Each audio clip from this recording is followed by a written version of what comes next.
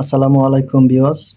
আমাদের বাংলাদেশে কয়েকদিন আগে একটা নিউজ সারা বাংলাদেশে প্রচার হয়েছে এবং কি বাহিরেও প্রচার হয়েছে। একটা ছেলে তার মাকে হত্যা করে ফ্রিজে রাখছে।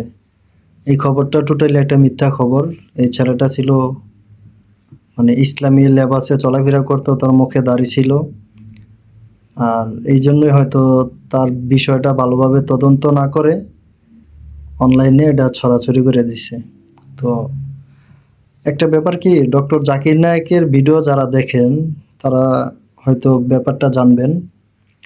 ডক্টর জাকির নায়েক ওনার বেশিরভাগ ভিডিওতে মিডিয়াকে তুচ্ছ তাচ্ছিল্য করে কথা বলে।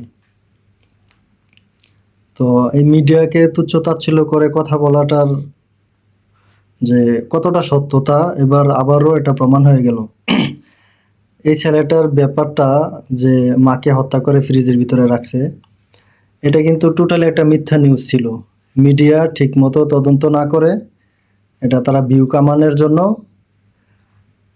সত্য মিথ্যা যাচাই না করে আপলোড করে দিছে।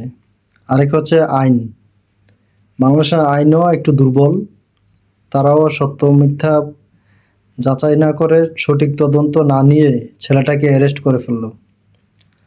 তো এই যে মিডিয়া যে একটা মিথ্যা প্রচার করলো, এটা কিন্তু সারা বাংলাদেশের মানুষ জেনে গেল যে ছেলেটা তার মাকে হত্যা করে ফ্রিজের ভিতরে রাখছে।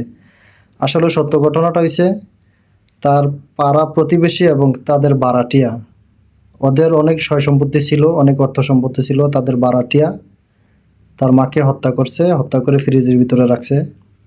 আর মিডিয়াদেরও এমনিতে তো বাংলাদেশের একটু ইসলামের কোনো ইসলামের লেবাসে চলাফেরা করে এরকম ছেলেদের বিষয়ে কোনো ইয়া হইলে ওইটা তো আরো ভালো করে মিথ্যা অ্যাড করে দিয়ে প্রচার করে দিতে খুব পছন্দ করে। আর গুজব তো আছেই, কেউ একটা কিছু আপলোড করলে এটা ভালোভাবে জাস্টিফাই না করে ছড়াছড়ি করে দেয়, শেয়ার করে দেয়। তো ছেলেটার দেখে তিনটা চারটা কষ্ট। এক হইলো তার মাকে হারাইলো, আরেক হইলো সে সারা বাংলাদেশের মানুষের কাছে কালারিং হইলো যে সে তার মাকে হত্যা করে ফ্রিজের ভিতরে রাখছে। আরেক হইলো তাকে অ্যারেস্ট করলো। একটা ছেলের একটা কষ্ট থাকলেই ভেঙে পড়ে যায়, আর তার মাকে হারানোটাই তো সবচেয়ে বড় কষ্ট। এরপরে তার উপরে খুনের দোষারোপ আসলো। তাহলে ব্যাপারটা কতটা কষ্টদায়ক ব্যাপার। তো এই আর কি, মানুষ আসলে সত্যটা যাচাই করবেন, সত্য মিথ্যা যাচাই করে শেয়ার করবেন, কমেন্ট করবেন, গুজব ছড়ানো থেকে বিরত থাকবেন। এখন দেখা যাক এই ছেলেটার পক্ষে কি রায় আসে। আর তার মাকে হারানোর যেই যে বিচার, আর তার মাকে হারানোর যে কষ্ট, তার মাকে হারানোর যে বিচার, এটা কোন পর্যায়ে যায়, কি হয়, ওইটা আমরা দেখব আগামীতে।